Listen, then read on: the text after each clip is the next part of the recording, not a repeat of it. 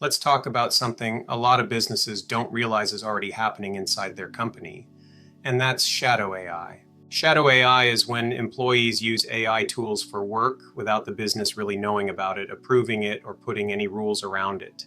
Microsoft describes it as unsanctioned AI usage, and the concern is pretty straightforward.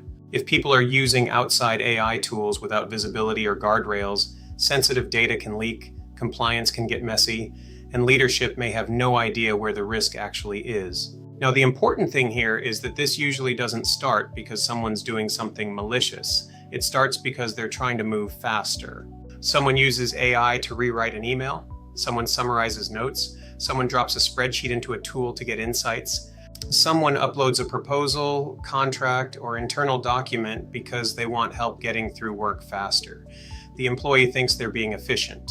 And to be fair, they probably are. The problem is the business may have no clue what data is being shared, where it's going, or what kind of exposure that creates. Microsoft has been especially direct that unmanaged AI usage can lead to data leakage, compliance violations, and uncontrolled activity without oversight. That's why shadow AI matters. This isn't just an IT problem. It's not just a cybersecurity problem either. It's really a business governance problem.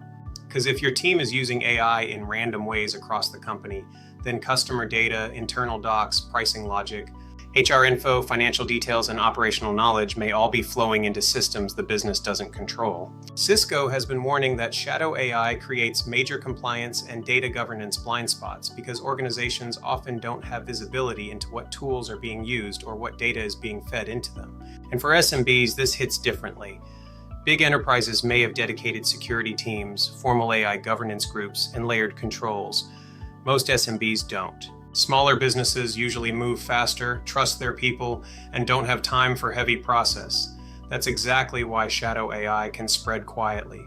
People adopt what helps them, and leadership often doesn't find out until there's a problem. Cisco's readiness research shows many organizations still don't feel confident they can even identify unapproved AI usage in their environment, which tells you how easy this is to miss. The biggest mistake I see companies make here is going to one extreme or the other. Either they ignore it and hope it's not a big deal, or they try to shut AI down completely. Neither one works. If you ignore it, you create hidden risk. If you ban it outright, people usually still use it, just more quietly.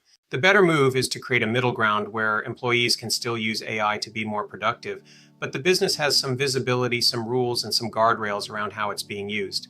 That lines up with the broader direction from NIST and Microsoft, which both emphasize governance and risk management as part of responsible AI adoption, not as a replacement for innovation.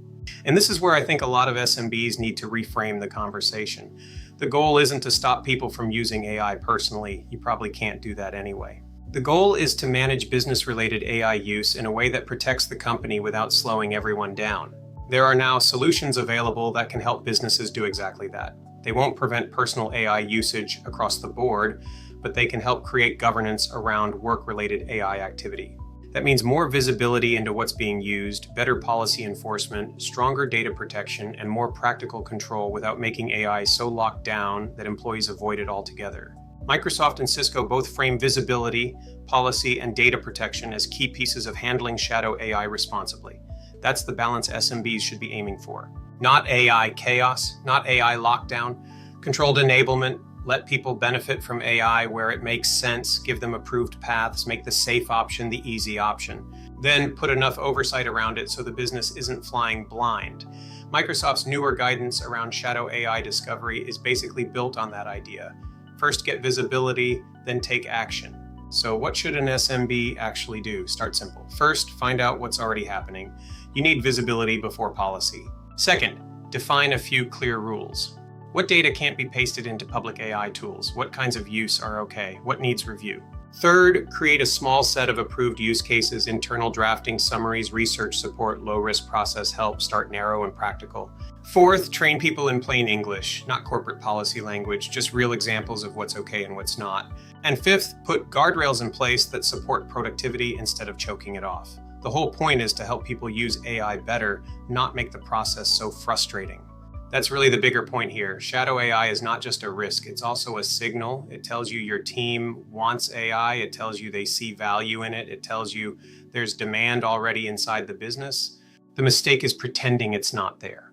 Smart SMBs are going to treat shadow AI as a wake-up call, not to panic, not to ban everything, but to build a practical, governed way for their teams to use AI safely and effectively. Because the real goal isn't stopping AI adoption. It's making sure AI doesn't become invisible, unmanaged, and risky before the business is ready for it.